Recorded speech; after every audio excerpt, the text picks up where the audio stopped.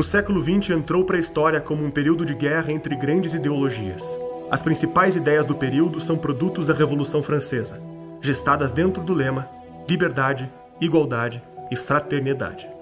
A liberdade foi representada pelo liberalismo moderno, responsável por novos direitos civis e políticos em favorecimento do mercado ascendente. A igualdade teve seu fruto no socialismo, que ambicionava estender a revolução ao campo econômico, exterminando a diferença entre as classes oprimidas e opressoras. E a fraternidade transformou-se no fascismo, o sonho de um novo elo social que unificasse o território, a língua e o povo numa identidade nacional regida pelo Estado. Essas três ideologias enxergaram o aparato estatal das escolas como veículo de seu fortalecimento. O liberalismo cria mão de obra e desenvolvimento. O socialismo, a desalienação das massas e o engajamento no movimento revolucionário. E o fascismo, fortalecer a unidade nacional por meio da subordinação aos grandes líderes. Em primeiro lugar, a gente precisa distinguir o que é o fascismo enquanto regime político, enquanto prática política, do que é o fascismo enquanto discurso ideológico.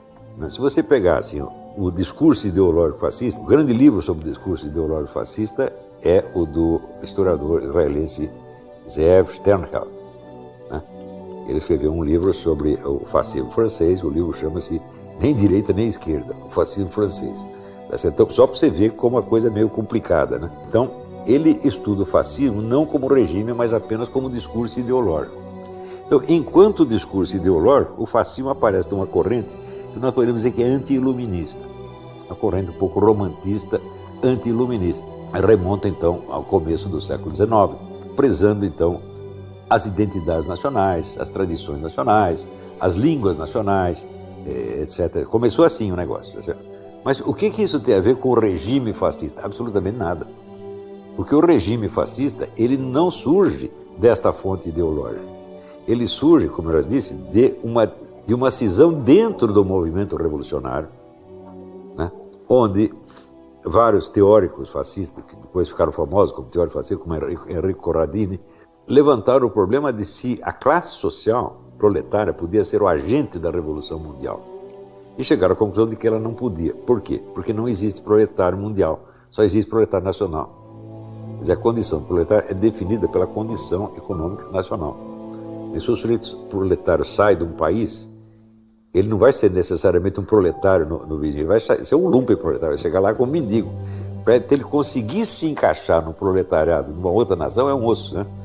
Então, não há uma identidade internacional do proletariado, só a identidade nacional. Então, eles diziam que o agente da revolução não é a classe social, mas a nação. Então, a luta não é entre proletários e burgueses, mas entre nações proletárias e nações burguesas. Ora, quem assumiu essa postura foi o movimento comunista. A partir do fim da Segunda Guerra, todo o movimento terceiro-mundista criado por Stalin usou exatamente esse discurso. São as nações pobres contra as nações ricas.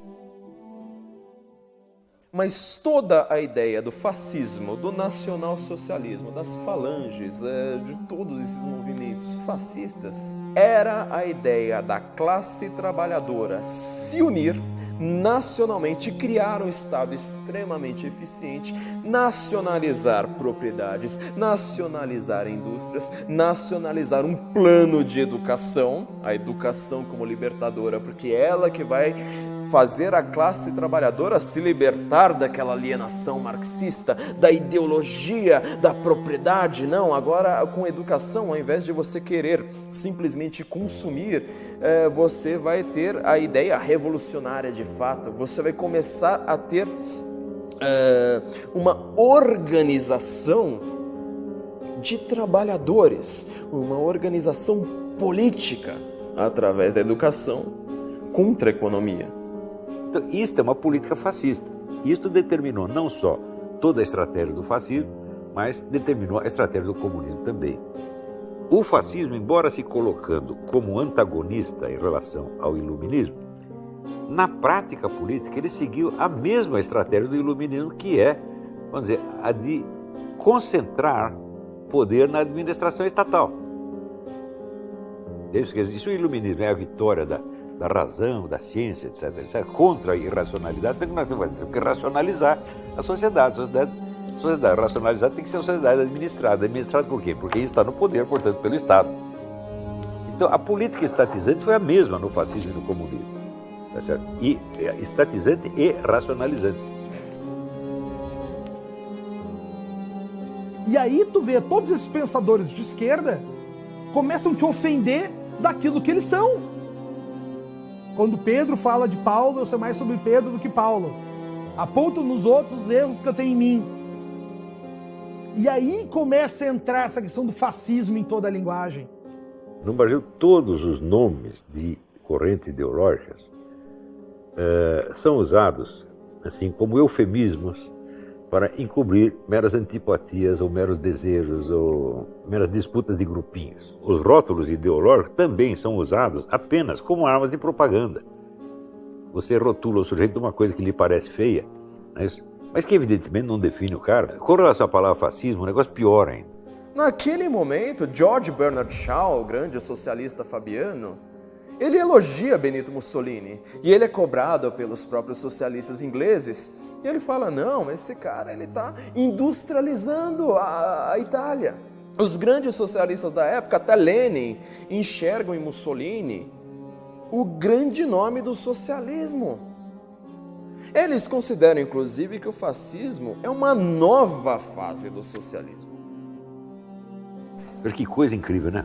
O Gentile, que era o filósofo do regime fascista, e o Antônio Gramsci, que era o filósofo comunista, estava na cadeia, os dois poderiam ter usado a mesma expressão, a terrestrialização absoluta do pensamento, quer dizer, a destruição de toda a metafísica possível.